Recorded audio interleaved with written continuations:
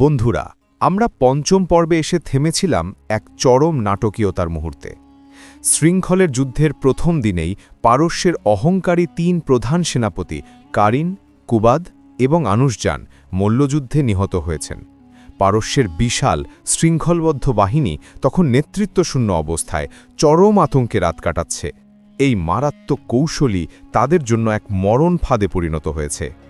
আজকের এই পর্বে আমরা দেখব কিভাবে আল্লাহর তরওয়ারি খালিদ বিন ওয়ালিদ রাদিয়াল্লাহু আনহু শৃঙ্খলের যুদ্ধের দ্বিতীয় দিনের চূড়ান্ত আঘাত হানেন এবং পারস্যের শৃঙ্খলবদ্ধ সেনাবাহিনীকে তাদের নিজেদেরই ফাঁদে ফেলে চূড়ান্তভাবে পরাজিত করেন।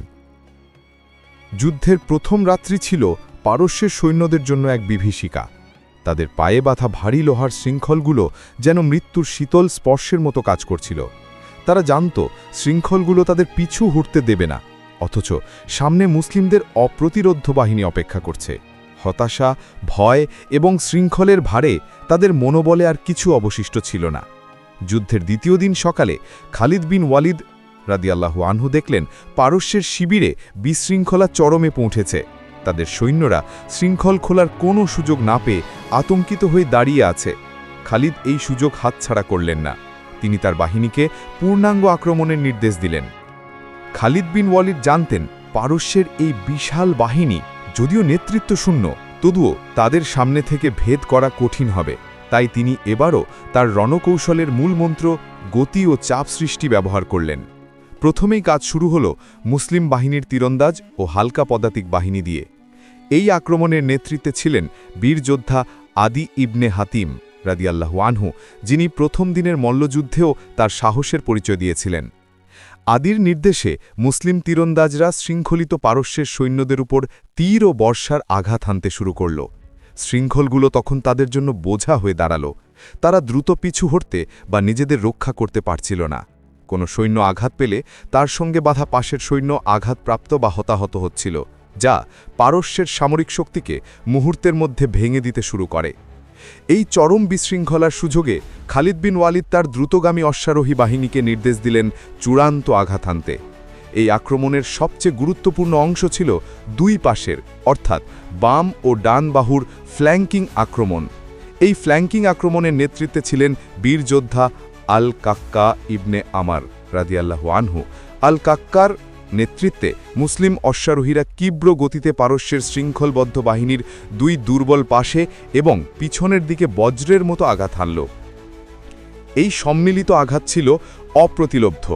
পারস্যের সৈন্যরা শৃঙ্খলবদ্ধ থাকায় দিক পরিবর্তন বা পাল্টা আক্রমণ করতে সম্পূর্ণ অক্ষম ছিল।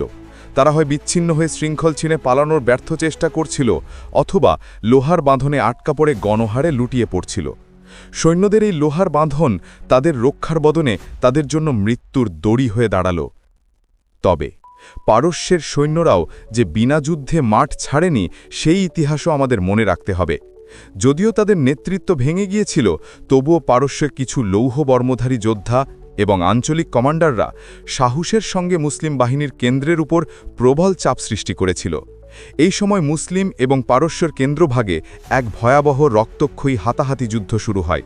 মুসলিম সৈন্যরা প্রতি ইঞ্চিতে লড়াই করছিল। এই প্রচণ্ড প্রতিরোধ সত্ত্বেও আল কাক্কা এবং আদির নেতৃত্বে দুই বাহু যখন পারস্যের কেন্দ্রে ক্রমাগত চাপ সৃষ্টি করতে থাকে, তখন পারস্যের কেন্দ্রীয় প্রতিরোধ ভেঙে যায়। এই দ্বিতীয় দিনের আক্রমণে শৃঙ্খলের ফাঁদে পড়ে পারস্যের প্রায় ৩০,০০০ সৈন্যের মধ্যে প্রায় ১৩ থেকে ১৫,০০০ সৈন্য হয় নিহত হয়, নয়তো বন্দী হয়। এটি ছিল পারস্যের জন্য এক চরম সামরিক বিপর্যয়। মুসলিম বাহিনীর পক্ষ থেকে ক্ষয়ক্ষতি তুলনামূলকভাবে কম হলেও আনুমানিক ৫০০ থেকে ৭০০ বীর যোদ্ধা এই সংঘর্ষে শাহাদাত বরণ করেন। শৃঙ্খলের যুদ্ধ শেষ হল ইসলামের ইতিহাসে এক অভূতপূর্ব কৌশলগত বিজয় হিসেবে। এই যুদ্ধ প্রমাণ করল সামরিক শক্তির অহংকার নয়, বরং শ্রেষ্ঠ রণকৌশলী চূড়ান্ত সাফল্যের চাবিকাঠি। এই বিজয় নিশ্চিত করল যে ইরাকের উর্বর ভূমি মুসলিমদের জন্য উন্মুক্ত হতে চলেছে। তবে পারস্যের সাম্রাজ্যের পতন তখনও ঘটেনি। এই পরাজয়ের পর প্রতিশোধের নেশায় উন্মত্ত পারস্য আবারও নতুন বাহিনী নিয়ে প্রস্তুত হবে।